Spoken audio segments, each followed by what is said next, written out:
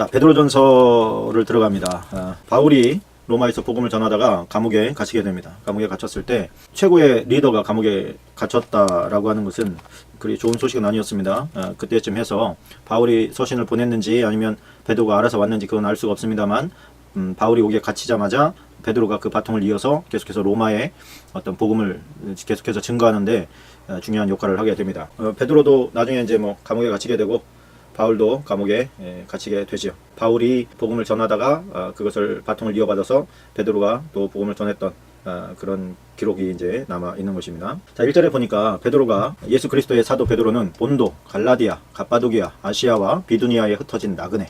그러니까 여기에서의 나그네라는 것은 뭐냐면 로마 황제, 네로 황제 때 이제 핍박이 거세지니까 크리스천들이 황제에게 그 황제가 자신의 유일한 이제 그 주님이라고 그 주라고 고백하지 않으면 그의 재산을 다 정물하고 또 추방시키기도 했습니다. 그래서 어떻게 믿음을 저버리느니 차라리 로마를 등지고 떠나는 자들이 되겠다. 그래가지고 대부분의 재산을 뭐 가지고 옮길 수 없는 그런 재산들 그냥 놔둔 상태로 그냥 로마를 떠나게 됩니다. 그렇게 로마를 떠난 형제들을 말하는 거예요. 믿음을 지키기 위해서 자기의 모든 터전을 버리고 그 로마 지경 밖으로 그 뭐라 그럴까요? 이제 그 뭐라고 해야 되나? 추방 당한. 그러니까 추방당하기 전에 이제 미리 나온 것이죠. 미리 나와서 이제 각자의 이제 지역으로 흩어진 그 사람들에게 복음의 말씀을 전하기 위해서 베드로서를 기록했다. 이렇게 여러분들이 이해하시면 됩니다. 이 사람들이 그래도 끝까지 이런 믿음의 변절자가 되지 않고 믿음을 지키려고 로마를 떠났던 것에는 예수 그리스도의 말씀, 너희가 사람 앞에서 나를 시인하면 나도 하늘 아버지와 천사들 앞에서 너희를 인정하고 시인하고 너희가 나를 부인하면 나도 그 심판대 앞에서 너희를 부인할 거다라고 하는 메시지 때문에 그 귀한 말씀 한 구절 가슴에 품고 그들은 예수님을 끝까지 잘 따르기 위해서 이제 정말 귀한 것들을 포기한 것이죠. 요즘에 신앙을 지키려면 그런 거 다 버리고 떠나야 된다. 그러면 진짜 얼마나 있겠습니까? 굉장히 많은 사람들이 아마 예수님 안 믿겠다고 그렇게 이야기하지 않을까 하는 저 개인적인 생각이 듭니다. 그러나 또 한편으로는 그렇게 함으로 말미암아서 진짜와 가짜를 이제 구별하는 그런 어떤 척도가 될 수가 있었던 것이죠. 그런 로마의 황제의 핍박과 그리고 뭐 가산을 전부 다 나라에서 그냥 빼앗아 버리고 핍박하고 죽이고 뭐 이렇게 할 때 사실은 어마어마한 변절자들이 나왔습니다. 굉장히 많은 변절자들이 나왔고 그 변절자들 때문에 이제 나중에 굉장히 큰 좀 문제가 생기게 됩니다. 뭐냐면은 나중에 이제 로마가 한 300여 년 지나서 그러니까 핍박 시작으로부터 한 250년 정도 지나서 이제 국교로 받아들이게 되지 않습니까? 은근히 믿던 사람들이 발각나면 이제 안 믿겠다 막 이렇게 했다가 이제 국교가 되고 나서는 이제는 국교이기 때문에 그 국교를 받아들이는 그러니까 순서가 이렇게 되는 거예요. 로마의 복음이 증거됐을 때 맨 처음에는 핍박이 있었던 건 아닙니다. 그러나 이제 로마의 신격으로 이제 올라간 그 황제들에 대한 그런 숭배가 행해지지 않으면서 로마의 반역자로 이제 크리스천들이 지목되기 시작했고 그러면서 핍박이 가해지기 시작한 거예요. 그러다가 이제 뭐 콜로세움이나 이런 많은 곳에다가 순교자들을 많이 생기게 됐고요. 그 다음에 그것이 이어지다가 이제 나중에는 기독교도 로마는 다신교 제도예요. 많은 종교 가운데 하나로 인정을 해준 거예요. 그냥 너네 종교를 인정해주마 이렇게 된 거예요. 그래서 그냥 종교로 인정을 받게 됐어요. 그랬다가 이것이 이제 나중에 그 로마의 국교로 이제 기독교를 공인하게 됩니다. 우리 로마는 기독교가 국교다 이렇게 된 것이죠. 그 기간 동안 이제 많은 일이 있었지요. 그 이제 로마는 기독교가 국교다라고 하는 누굽니까? 그 콘스탄틴 황제로 기억합니다. 그 황제의 칙령이 내려진과 동시에 이제는 뭐냐면 나라의 어떤 승진이나 어떤 공무원이나 이런 사람들이 기독교를 받아들이지 않으면 오히려 불리한 상황에 처하게 됐어요. 그때 이제는 예수님 때문에 받을 그 박해가 싫어서 예수님을 떠났던 이 변절자가 되고 이게 뭐라 그럴까요? 배신자가 되었던 이 사람들이 다시 돌아오기 시작했어요. 다시 돌아왔는데 이 교회 입장에서는 이 사람들이 진짜로 왔겠느냐? 이 사람들 자기의 어떤 이익과 어떤 유익을 위해서 왔을 텐데 이 사람들을 받아들여야 되냐 말아야 되냐 이런 갈등이 생긴 거예요. 그러니까 교회 안에서 이런 갈등은 별로 좋은 게 아니죠. 한쪽에서는 받아들여야 된다. 베드로도 예수님 부인했지만은 배신했지만 받아들이지 않았느냐? 그러니까 받아들여야 된다. 이렇게 하고 또 한쪽에서는 자기의 유익을 위해서 예수님을 배반하고 떠났던 이 사람들을 교회에 다 흡수해버리면 교회가 그러면은 이게 순수성이 어떻게 유지가 되겠느냐. 자, 막 그렇게 이제 막 갈등이 된 겁니다. 그런 배경을 가지고 있다 이렇게 생각을 하시고 이제 들어가도록 하겠습니다. 4절부터 8절까지는 박스입니다. 썩지 않고 더럽지 않고 쇠하지 아니하는 유업을 있게 하시니 그 너희를 위하여 하늘에 간직하신 것이라. 너희는 말세에 나타나기로 예비하신 구원을 얻기 위하여 믿음으로 말미암아 하나님의 능력으로 보호하심을 받아내라. 그러므로 너희가 이제 여러 가지 시험으로 말미암아 잠깐 근심하게 되지 않을 수 없으나 오히려 크게 기뻐하는도다. 너희 믿음의 확실함은 불로 연단하여도 없어질 것보다 더 귀하여 예수 그리스도께서 나타나실 때 칭찬과 영광과 존귀를 얻게 할 것이니라. 자, 여기에다가 조금 여기가 다 박스이긴 하지만 더 집중해서 여기다 동그라미를 좀 쳐놓으면 좋을 것 같습니다. 고난의 불이 이제 그들을 태우기 시작할 때 그들이 부인하지 않았다는 것. 그것은 뭐예요? 고난의 불이라고 하는 것은 불순물을 다 태워버립니다. 내가 만약에 가짜라면, 내 안에 정금 같은 금이 없다면, 믿음이 없다면 우리는 그냥 그 고난 앞에서 다 허물어져 버리는 거예요. 파괴되어지고 사라져 버리는 거예요. 그러나 우리 안에 믿음이 있으면 그 믿음은 고난으로 말미암아서 순수하게 남는 거예요. 정금은 불순물이 제거되면 제거될수록 그 빛을 발하고 아주 반짝반짝 빛나는 어떤 광물이 되는 것이죠. 그래서 고난의 불은 사라지게도 만들고 금보다 귀하게도 만드는 것을 우리가 보게 됩니다. 그래서 우리가 신앙생활 곱게 신앙생활을 해나간 사람들은 자기 자신의 믿음이 진짜인지 가짜인지 잘 몰라요. 어떤 불로 지져버리는, 불로 태워버리는 아주 심각한 어떤 시련, 그런 시련이 있기 전에는 내 믿음이 진짜인지 가짜인지 파악하기 어렵게 됩니다. 그때를 겸손하게 준비하면서 예비하는 것이 참 중요하다 이렇게 생각을 합니다. 자, 9절에 보니까 믿음의 결국 곧 영혼의 구원을 받음이라. 믿음의 결국이라는 게 뭐예요? 너희들이 이렇게 행하는 많은 환난과 핍박과 또 고통을 피해서 도망다녀야 되는 이런 방랑자 또 나그네와 같은 이런 삶을 살아야 되는 그 이유가 뭐냐? 그것의 끝에는 뭐가 있느냐? 그걸 너희의 영혼의 구원 때문이다. 우리의 영혼의 구원. 신앙이라는 이유로 고통과 두려움의 시간이 계속 되어지고 반복되어지고 지날 때 우리의 정체성에는 어쩔 수 없이 혼란을 겪게 됩니다. 그리고 자칫 잘못하면 목적을 잃어버리게 됩니다. 내가 왜 이러면서 살고 있지? 내가 왜 이렇게 뭐해로 내가 이렇게 하자는 거지? 이런 고민을 하게 되는 것이죠. 그러나 그때 이 한마디는 너무 중요한 게 되는 거예요. 너의 영혼의 구원 때문이다. 이렇게 우리가 이제 규정할 수가 있게 되는 것입니다. 자, 2장으로 넘어가겠습니다. 2장 2절 한 절 좀 밑줄을 치고 가겠습니다. 2장 2절. 1절 2절 치면 좋을 것 같아요. 그러므로 모든 악독과 모든 기만과 외식과 시기와 모든 비방하는 말을 버리고 갓난 아기들 같이 순전하고 신령한 젖을 삼어라. 이는 그로 말미암아 너희로 구원에 이르도록 자라게 하라매라. 갓난 아기들 동그라미 순전하고 신령한 젖을 동그라미 사모하라 동그라미입니다. 여기서 사모하라라고 하면 에피포테오, 사랑에 빠져라 그런 거예요. 사랑에 빠져라. 갓난 아이들, 여기서 젖이라는 게 뭐냐면 말씀을 말하는 거예요. 말씀. 거기서 동그라미 쳐놓고 하나님의 말씀 이렇게 해놓으시고, 말씀이라는 게 뭐냐면 어린 아이들은 젖을 먹어야 성장을 합니다. 갓난 아이거든요. 이제 막 태어난 아이들처럼 갓난 아이의 본능은 뭐냐면 엄마의 젖을 빠는 거예요. 그것이 자기를 살게 한다는 것, 그거 어떻게 보면 원초적인 본능 하나 가지고 나오는 거거든요. 그 엄마의 젖을 물어야, 그걸 먹어야 자기의 생명이 살 뿐만 아니라 다른 뭐 죽도 먹고 유아식도 먹고 이렇게 할 수 있도록 자라게 하는 것도 젖입니다. 이 젖은 크리스천들에게 있어서는 하나님의 말씀입니다. 이 말씀을 어떻게 하라는 거예요? 사모하라는 거예요. 사모하라. 물론 여기에 와서 이제 주기도문 성경 공부하시는 여러분들은 하나님의 말씀을 사모해서 이 자리에 온 줄로 저는 믿습니다. 그러나 이 더 사모하고 더 갈급해하고 갓난아기들은요, 그 말씀에 대해서 한번 먹었다 그래서 점심 때까지 가지 않아요. 어린아이들은 수시로 줘야 됩니다. 수시로 울어요. 수시로 달라고.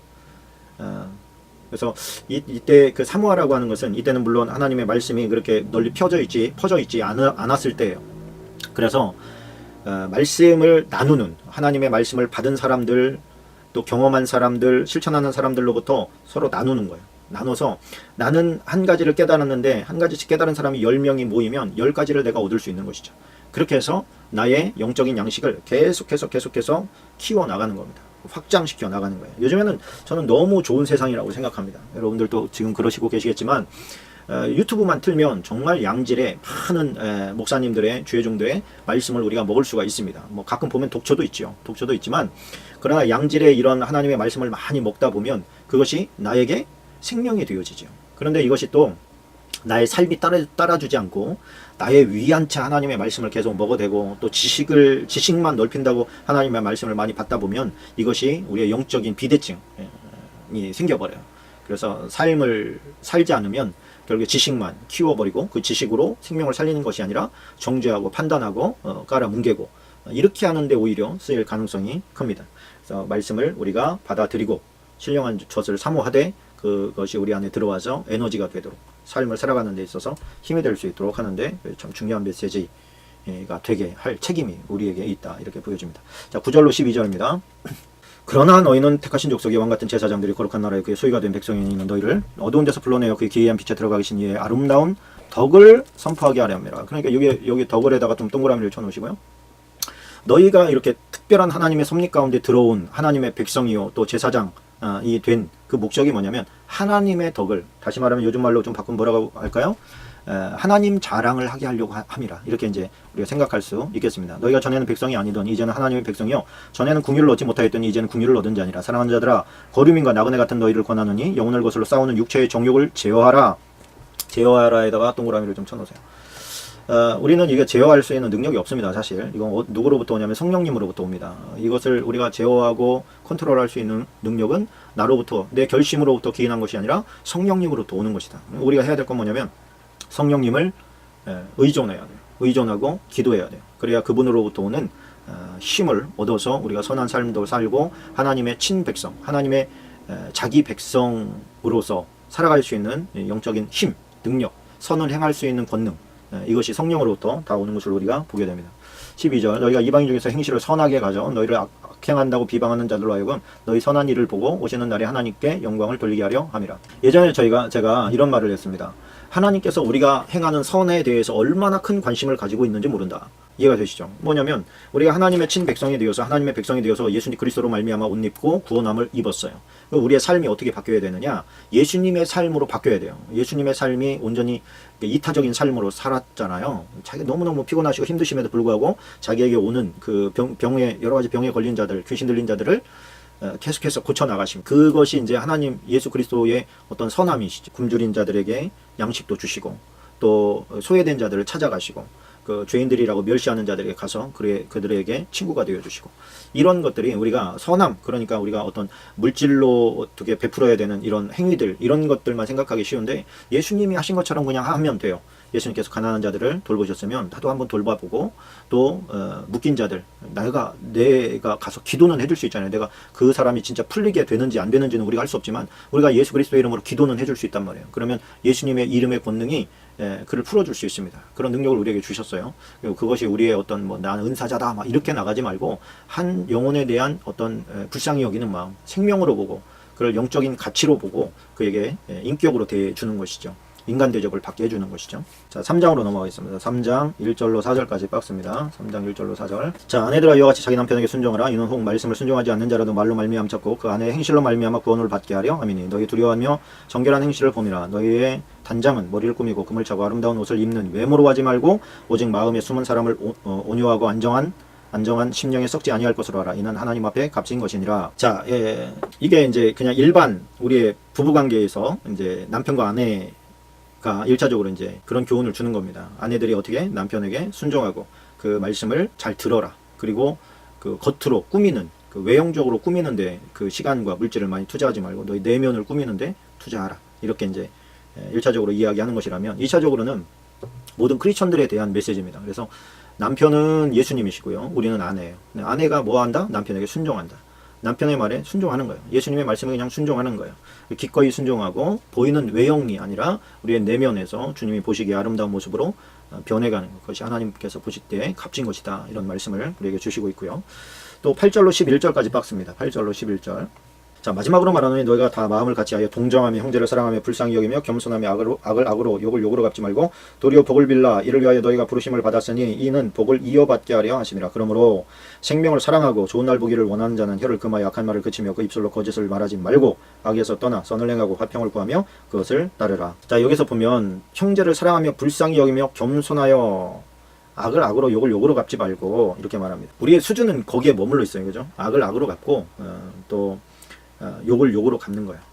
저 사람이 나한테 예를 들어서 내 기분을 상하게 함에도 불구하고 내가 저 사람에게 축복할 수 있는 인격으로 너를 성숙시켜라, 성장시켜라, 네 수준을, 영적인 수준을 키워가라, 그런 것이죠. 이게 이제 예수 그리스도와 더불어서 예수 그리스도를 닮은 사람들의 그런 모습 아니었습니까? 뭐 스데반도 그렇고 자기를 향해서 돌을 던지는 자를 위해서 기도할 수 있는 수준, 이 정도 수준은 정말 성령으로 말미암아서 되는 것이죠. 우리가 예수 그리스도를 믿고 뭐 뒷말하고 누군가에게 나를 험담하고 뭐 이렇게 할 때 그런 거를 우리가 들었을 때 기분 좋을 사람은 아무도 없지요. 그러나 그런 사람이라도 우리가 축복할 수 있는 그런 마음과 인격이 되어야 된다는 것입니다. 우리 실력으로 되는 것이 아니라 성령께서 우리로 그렇게 자라게 하시는 것을 믿습니다.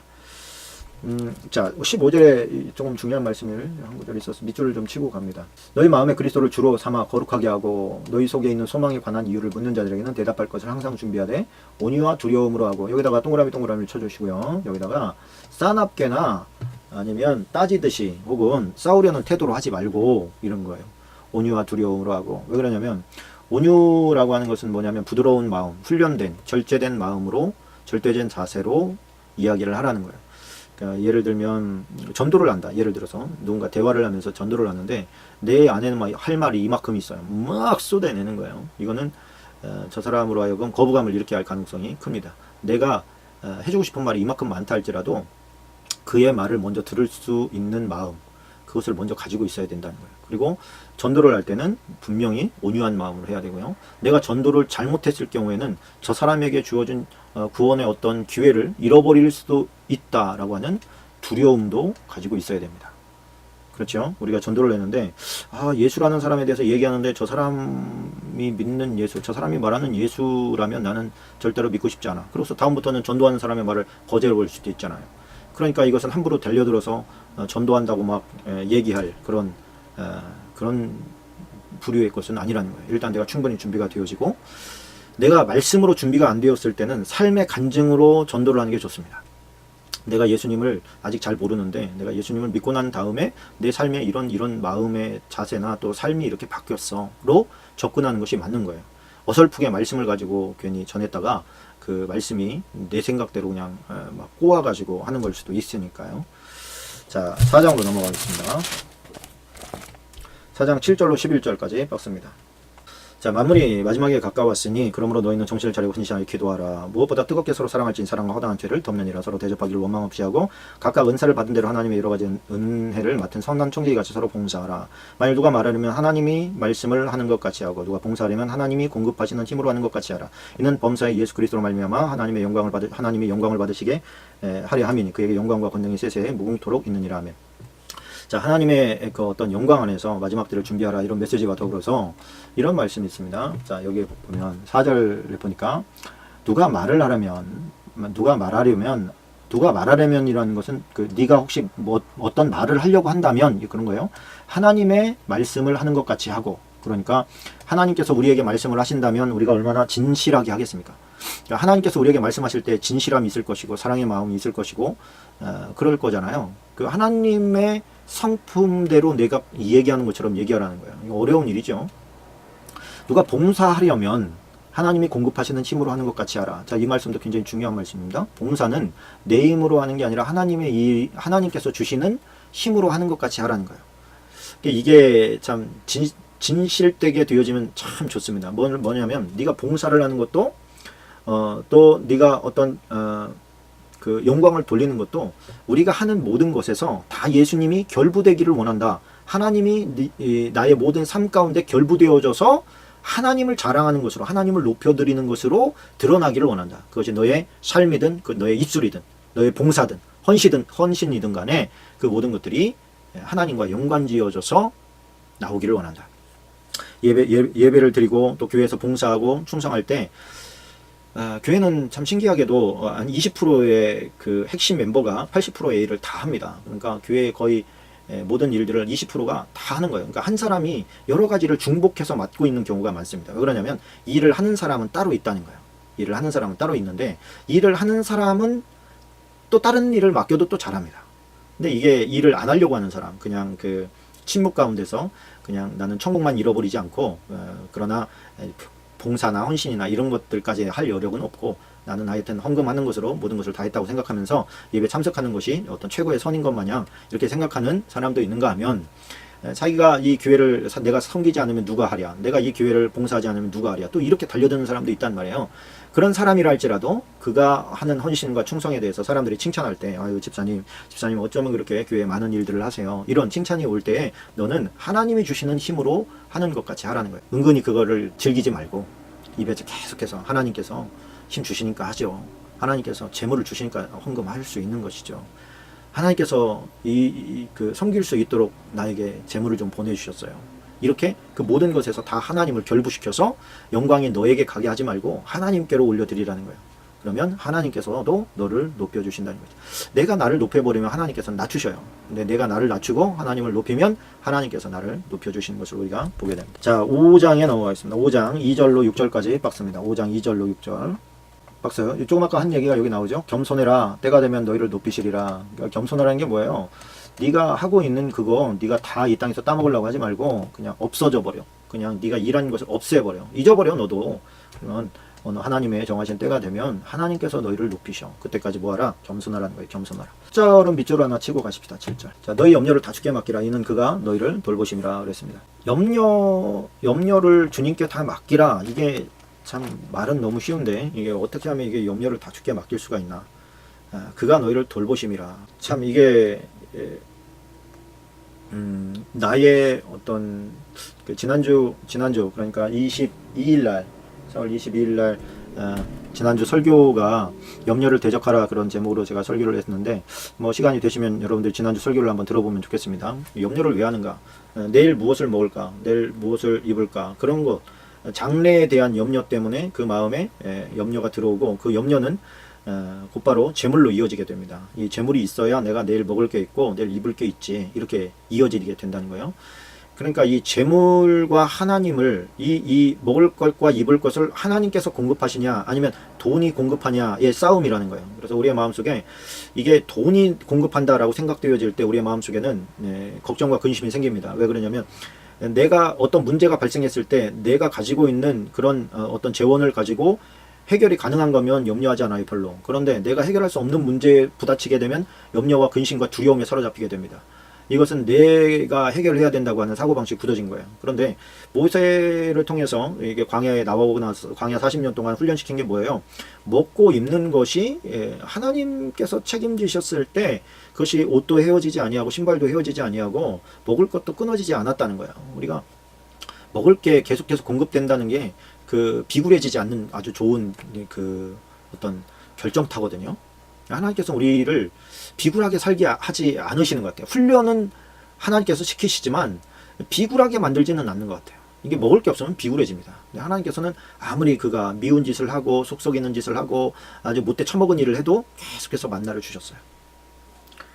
그래서 우리가 그 염려를 주께 맡긴다라고 할 때에 그 맡기는 것은 결국에는 신뢰의 문제입니다.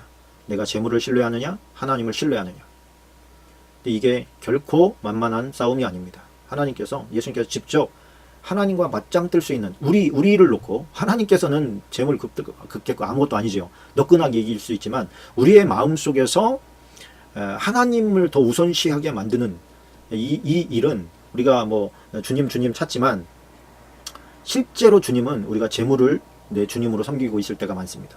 나의 모든 문제를 이 돈이면 대부분 다 해결된다 이렇게 생각하는 것들이 많거든요.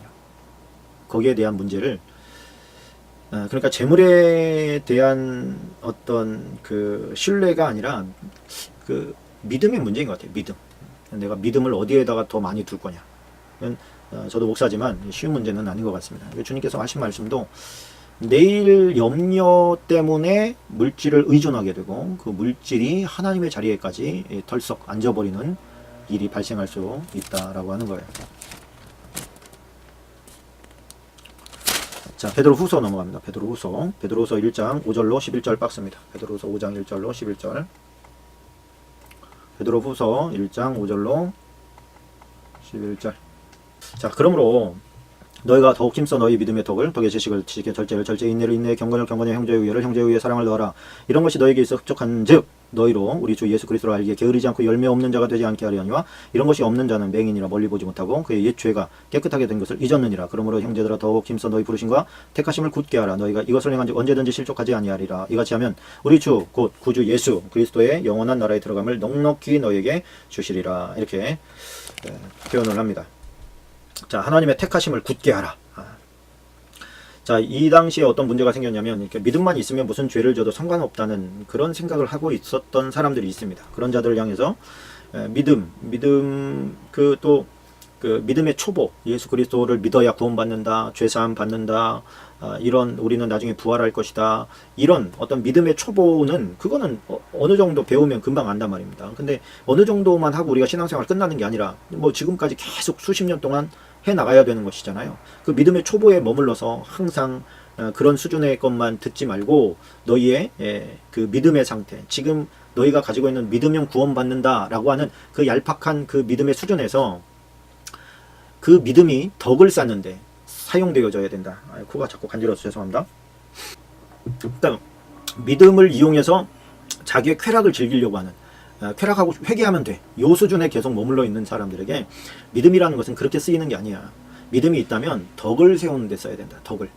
그래서 그 너의 쾌락과 즐거움과 만족을 위해서 쓰라고 이 믿음을 준 게 아니고, 믿음이 심겨져서 그 믿음으로부터 그리스도의 장성한 분량에 이르기까지 또 하늘나라에 너의 큰 상급이 쌓을 수 있도록 계속해서 성장해 나가야 된다. 그래서 여기서 말하는 믿음의 덕의 지식, 이게 그 별거 아닌 것 같아도 이게 다 순차적인 겁니다.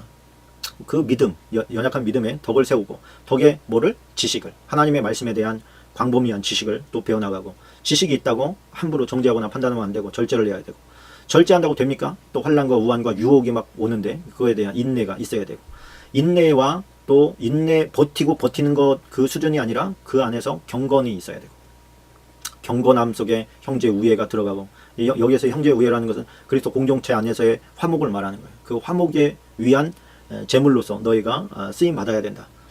싸우는 사람이 있고 가운데 들어가서 피스메이커 역할을 하는 사람이 있는데 그 역할을 네가 하는 수준까지 올라가야 된다. 우리는 대부분 양쪽에 어떤 중재자로 있는 것보다는 그 양쪽에 있는 경우가 많아요. 이 사람이 이 사람 미워하고 이 사람 미워하는 그 수준에.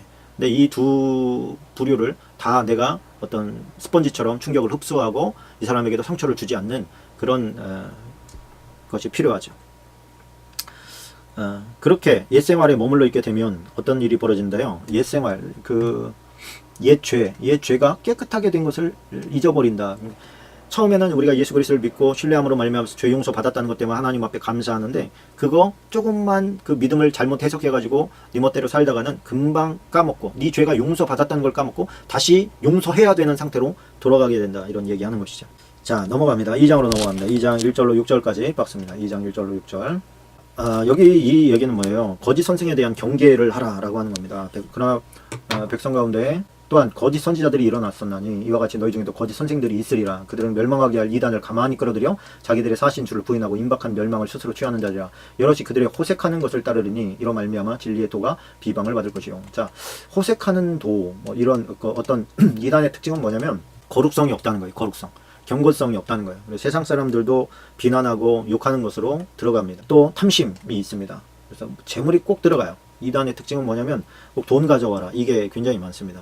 교회에서도 재물에 대한 이야기를 하는데 일반 교회에서 얘기하는 그런 수준이 아니에요.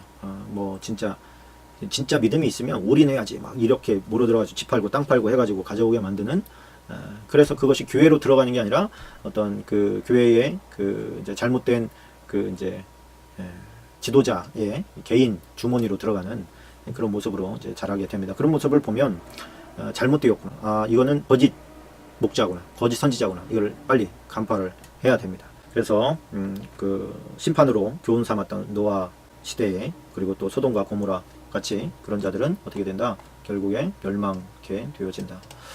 이게 이제 목회자들에게 있어서는 목회자들의 책임이라고 보기에는 저는 그건 아니라고 생각합니다. 왜냐하면 성도들에게 말씀이 없다면 목회자들의 책임이죠. 그런데 성도들에게도 말씀이 다 들어갔어요. 그리고 목회자들은 말씀을 가르치고 있습니다. 그렇다면 이 말씀을 몰라가지고 이단에 빠지는 사람들의 책임은 결국에 자기에게 있다. 저는 그렇게 보여집니다. 그것들에 대해서 좀 조심해야 된다라고 하는 것 이야기하고 있고요. 자, 3장으로 넘어갑니다. 3장 3절로 7절까지입니다. 3장 3절로 7절까지. 자, 먼저 이것을 알지니 말세에 조롱한 자들이 와서 자기의 정욕을 따라 행하며 조롱하며 이르되 주께서 강림하신다는 약속이 어디 있느냐. 조상들이 잔으로부터 만물이 처음 창조될 때 같이 그냥 있다하니 이는 하늘이 예적부터 있는 것과 땅이 물에서 나와 물로 성립된 것도 하나님의 말씀으로 된 것을 그들이 일부러 잊으려 함이로다. 자, 여기서 일부러 잊으려 함이로다. 여기다 좀 동그라미를 쳐주시고요.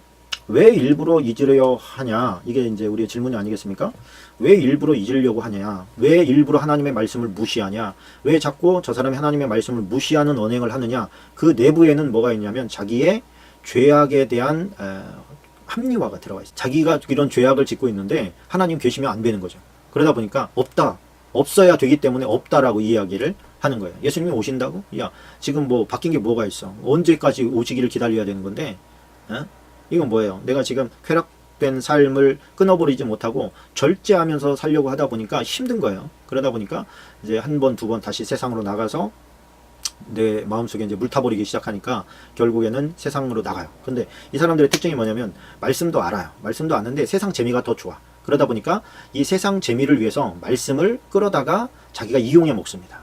이거는 이렇기 때문에 저렇기 때문에 말이 안 되는 거 아니에요?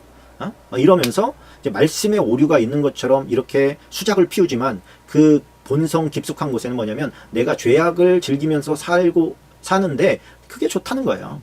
그런데 이 양심이 한쪽에 찔리기 때문에 그거에 대한 합리화를 자기 스스로가 만들어 버리는 거예요. 그러나 그런 합리화는 하나님께 통하지 않습니다. 결단코 심판받습니다. 결단코 책망을 받고요. 돌아서지 않으면 지옥불에 던져지게 됩니다. 그래서 하늘과 땅은 그 동일한 말씀으로 불사르기 위하여 보호하신 바 되어 경건하지 아니한 사람들, 이 경건하지 아니한 사람들이라는 건 뭐냐면 복음을 받아들였지만은 경건하지 않게 살아가는 사람들을 말하는 거예요. 심판과 멸망의 날까지 보존하여 주신 것이니라. 네가 그렇게 뭐 말도 안 되는 그런 그 논리로 아무리 얘기를 해봐야 하나님께 통하지 않는다. 너에게 유효 기간은 네가 죽기 전까지 있을 뿐이야.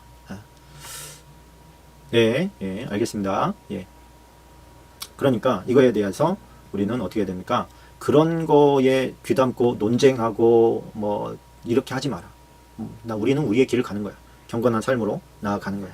기독교의 본질에 이제 집중하는 것입니다.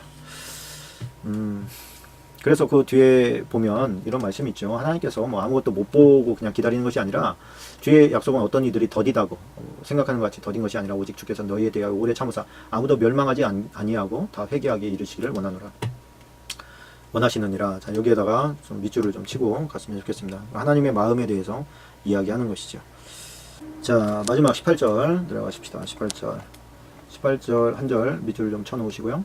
자, 오직 우리 주 곧 구주 예수 그리스도의 은혜와 그를 아는 지식에서 뭐 해가라 자라가라. 여기다 동그라미를 좀 쳐놓으세요. 지식에서 자라가라. 자라가라. 이게 너무너무 중요한 메시지입니다.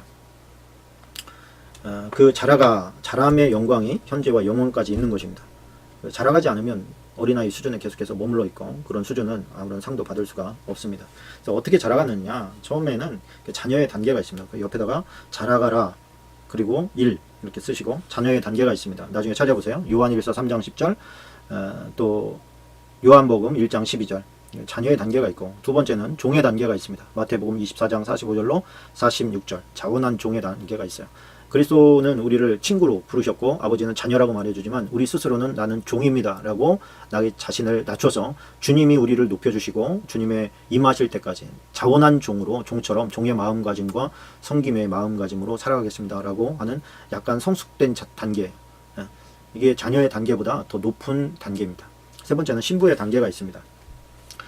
신부의 단계 이렇게 해놓고 니콜 해놓고서 부부의 단계 이렇게 해놓으세요. 부부의 단계. 이 단계는 뭐냐면 전부 다 나누는 거예요. 전부 다. 이 단계가 동행의 단계입니다. 에녹과 같은 단계인 것이죠. 모든 것을 나눠요. 주님과 함께 모든 것을 나눠요. 그냥 감정을 다 대화로 풀어냅니다. 기도로 풀어냅니다. 하나님, 내 마음이 지금 이래요. 하나님, 이런 계획을 가지고 있어요. 저 사람이 하나님 이렇게 얘기하는데 어떻게 얘기해야 돼요? 전부 다 하나님과 연결시켜버려요. 이 단계가 하나님과 동행하는 단계입니다. 그 단계, 그 이후의 단계도 있겠습니다만 제 수준이 그 이유는 잘 모르니까요. 그러나 더 있으리라고 생각합니다. 우리 수준이 모든 것을 다 하나님과 결부시켜서 나누는 정도까지 되어도 그 나눔을 통해서 또 계속 자라가는 자신의 모습을 보는 것 같습니다. 그래서 우리가 조금 하나님과 계속해서 교제하고 나누고 무시로 기도하면서 그냥 그렇게만 계속 할 수 있으면 얼마나 좋을까. 얼마나 좋을까. 저도 그것을 놓고 애쓰고 있습니다. 노력하고 있습니다. 자, 오늘 여기까지 하도록 하겠습니다.